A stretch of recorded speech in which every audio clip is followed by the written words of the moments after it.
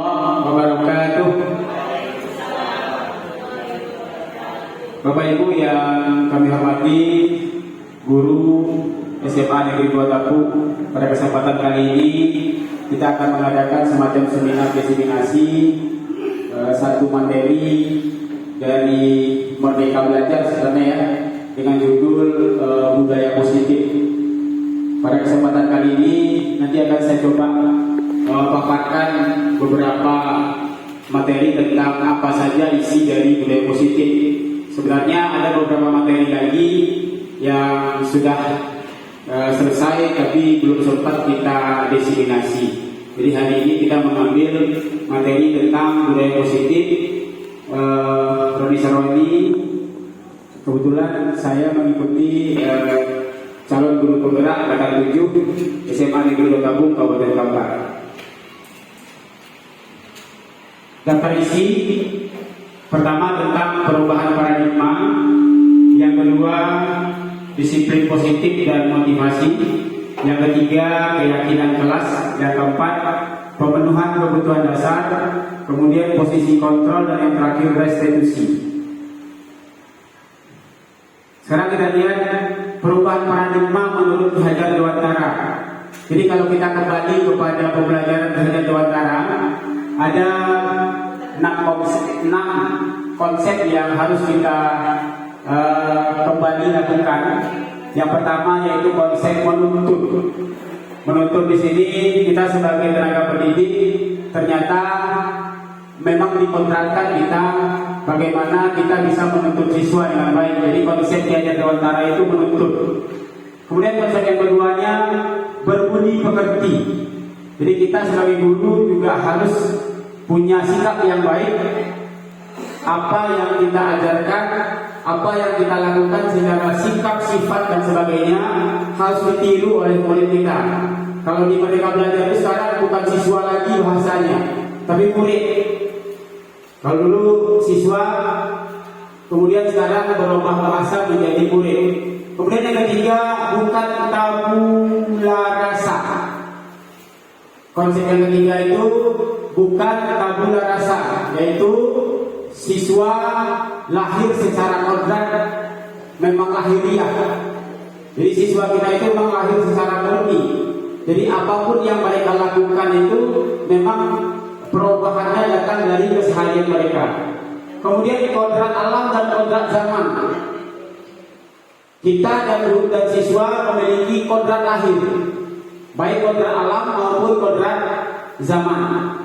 Kemudian konsep yang kelima itu berpihak pada anak. Ini yang lagi diheboh-hebohkan sekarang. Kalimat berpihak kepada anak. Ada juga kalimat yang mengatakan menghamba kepada anak. Pertanyaan kita, menghamba itu seperti apa? Setelah saya coba masuk ke guru penggerak, ternyata menghamba itu bukan berarti kita menurutkan kata anak, tidak. Kita memberikan sesuatu sesuai dengan kompetensi anak. Apa yang anak miliki, kemudian kompetensi itu yang akan kita coba angkat. Karena satu kelas itu jumlah 30 itu memiliki kompetensi yang berbeda. Maka berpihak kepada anak itu kita melihat kompetensi secara detail. Anak A, anak B, anak C. Tetapi ada orang yang menegatifkan berpihak kepada anak, emang kita menghamba kepada anak, tidak. Ternyata berpihak kepada anak itu melihat secara rinci kompetensi apa yang anak miliki. Kemudian konsep yang keenam itu sebagai petani. Maksud sebagai petani ini adalah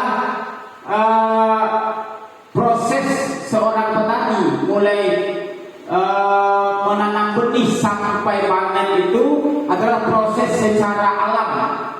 Itu yang harus kita berikan kepada anak-anak, tidak memaksakan harus tumbuh cepat. Hal ini yang kita terkadang hilaf atau lupa gitu. Kita memaksakan agar target kita itu bisa tercapai, sedangkan anak yang menerima itu belum sanggup.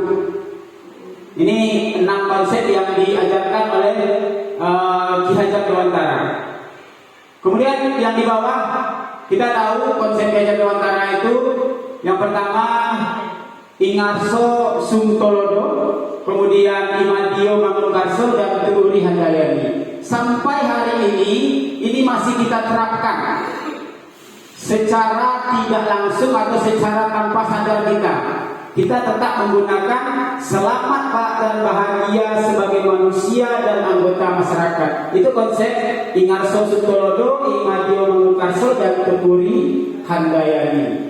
Maka dalam konsep paradigma ini kita mengembalikan diri kita kepada konsep Ki Hajar Dewantara. Kemudian perubahan paradigma. Untuk membangun budaya positif sekolah perlu menyediakan lingkungan positif, aman, nyaman, agar murid-murid mampu berpikir, bertindak, mencipta dengan merdeka, mandiri, dan bertanggung jawab. Kalau kita lihat suasana sekolah kita, saya rasa suasananya sudah bisa kita kembangkan. Tinggal saja bagaimana kita memberikan rasa aman, kemudian mampu siswa berpikir, bertindak secara baik. Kondisi ini dalam budaya positif yang harus kita kembangkan. Jadi konsep budaya positif di sini adalah bagaimana kita sebagai guru memberikan rasa aman kepada siswa, tidak memberikan rasa tidak nyaman. Salah satu strategi yang perlu ditinjau ulang adalah bentuk disiplin yang dijalankan selama ini di sekolah. Ini memang masih perdebatan. Ada satu sisi di Merdeka Belajar itu mengatakan itu bukan hukuman, tapi konsekuensi. Dahulu bahasanya hukuman, sekarang namanya konsekuensi. Pertanyaan yang muncul adalah, apakah konsekuensi itu bukan hukuman? Ini yang masih perdebatan. Berarti kalau konsekuensinya diterapkan, maka hukuman tidak ada lagi. Nanti kita lihat seperti apa beda hukuman dan konsekuensi itu. Sekarang kita lihat berubah paradigma menurut paparan Dr. William. Dalam kontrol teori meluruskan beberapa konsepsi tentang